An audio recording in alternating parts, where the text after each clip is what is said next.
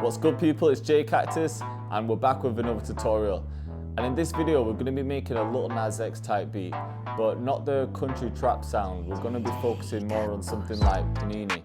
I just think the beat's sick and the producers Take a Day Trip just killed it with it. They used like 3 different basses, some analog synths, they used a bunch of sounds, but I'm going to be giving you a bit of a breakdown on a beat that I made which is kind of similar. Alright, so I've already actually finished this beat, but I just wanted to give you all a bit of a breakdown. The first instrument I started off with was actually something in Nexus, and I haven't used Nexus in time, but for this one, some instruments just sounded right in it. But then the main instrument that I used, I actually switched it to a synth in Omnisphere. The Panini beat, they used a Prophet synthesizer and they have one in Omnisphere, so I wanted to go with that sound. And I started off with an intro really.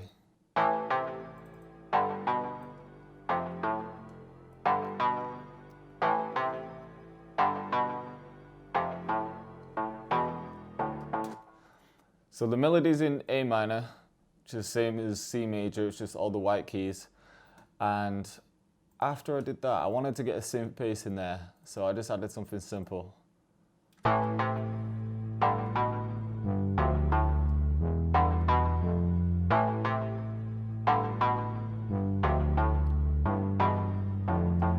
I don't normally start with the intro, I usually just have everything layered, bring it to the playlist and then arrange it all then, but I just had that in mind. And next what I did was focus on the main melody for the verse and the chorus. So it's basically the same as the intro, except some notes were taken out. It sounds like this.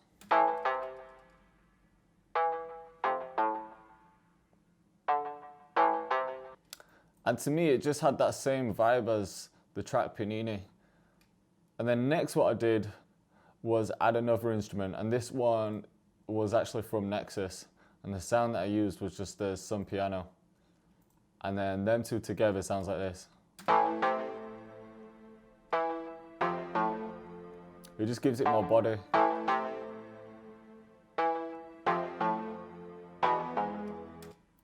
The next thing I added was just a clap, and the pattern's as simple as it gets, but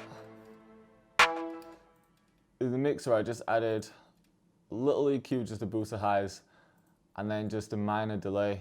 I'll show you what it sounds like. So this is without, and then with,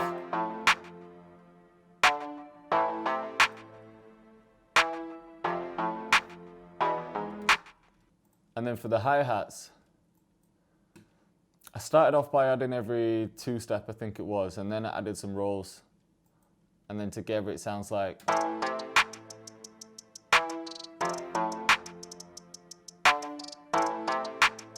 Just to add that balance. And then next was the 808. I think for the 808 I just kind of followed the bass notes of it.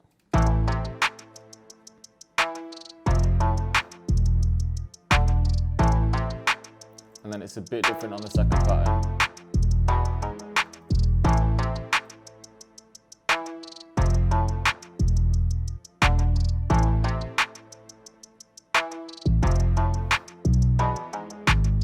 I just like to add as much variation as possible because it just keeps it more interesting. And then the next thing I added was the kick, just to beef up the 808, so it's basically the same pattern as the 808.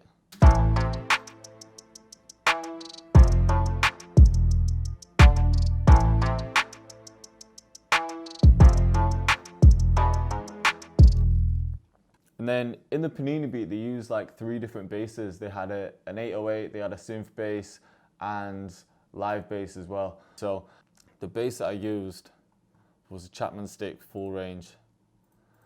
So I had the bass come in every time the 808 stopped, so that way all the low frequencies weren't clashing too much.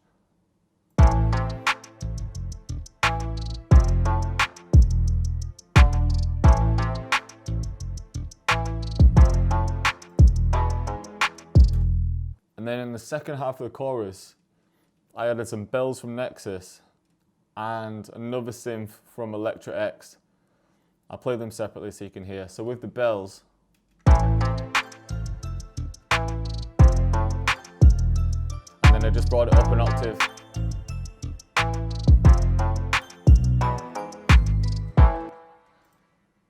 And then I copied that pattern and used it in the Electric X synth as well.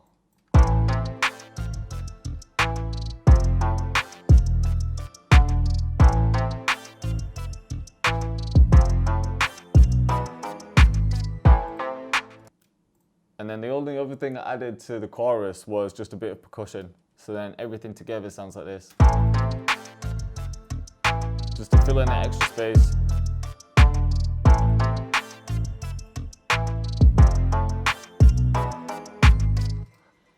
And then for the verse, I just simplified it. I'm gonna play the full thing through so you can hear everything in a minute, but just to show you how I mixed it quick. It's pretty simple. I didn't add anything to the kick or the hi-hat. The clap, I just added some high frequencies and a small delay. For the bells, I just took out some of the lows because they were clashing with the 808 and the bass guitar. And then I think I made the bass mono. Sometimes I like to do this with some of my instruments. If you use Ozone Imager, you can actually separate the frequencies or the frequency ranges. So, for example, you can turn the low frequencies into mono, which means that they're hitting up the middle. And that way you haven't got a lot of low frequencies in the stereo field, they're all just hitting mono.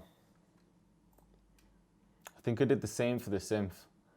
So I just took out some lows and then I doubled it up because sometimes the parametric EQ just doesn't take out all the frequencies, it doesn't deaden. There's still a few loose ones just flying about, so I like to remove them. Same again with the imager, I just made the low frequencies more central, or mono. For the 808, just so you can hear it on iPhones, I added a bit of wave shaper. It's kind of like saturation. I'll show you before and after. Just a subtle bit. And of course, I side chained the kick to the 808. Not too much though, I just wanted it to duck a little bit when the kick was hitting. You just got to find that right balance. You don't want to cut it too much, otherwise you don't really hear the 808. But as long as you get the kick to hit and the 808 to follow without them two clashing too much, then you're winning. So for the lead, again, just took out a few low frequencies, maybe at like 100 Hertz. Nothing on the perk. For the main synth, I added quite a few effects to this. I'm going to show you what it sounded like without anything.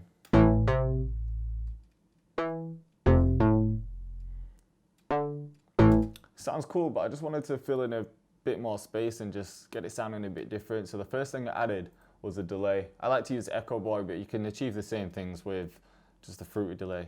So with the echo, it sounds like.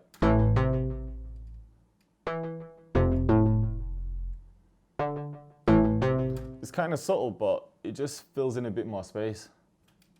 And then I added RC20. Usually I'll pick a preset, but then I like to change everything on it as well. So I just start with a preset and then play around with a few different things and see what sounds good.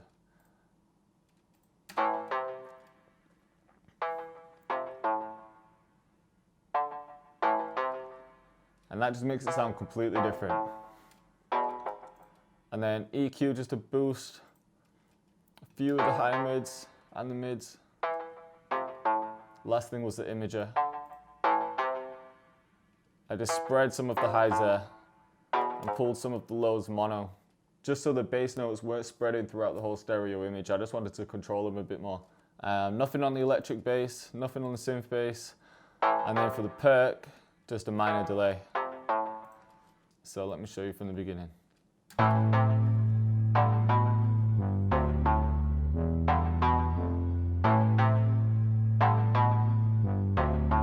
JayCactus.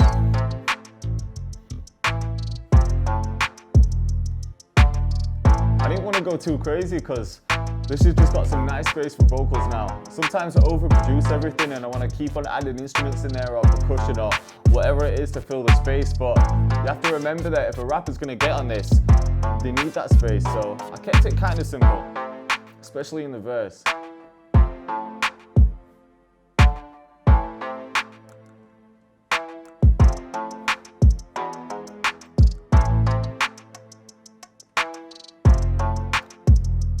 I also added this last Nexus sound. It's the same bell, but I just added one note here.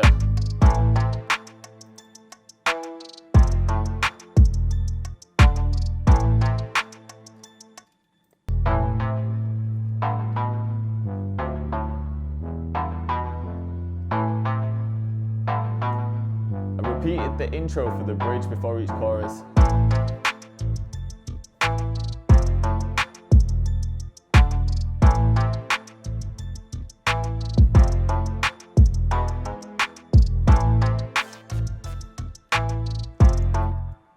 And that's pretty much it. The beat's kind of simple. I didn't want to add too much in there. There are a lot of instruments, but the way that I structured it and arranged everything, it's not clashing too much, and there's some nice space for a rapper or vocalist on there. I hope you're feeling the tutorial, and I hope you like the beat. If you did like the video, then please subscribe to the channel and like it, because I'm going to be dropping new content on a weekly basis, I think. Probably every Friday there's going to be a new tutorial, so stay tuned.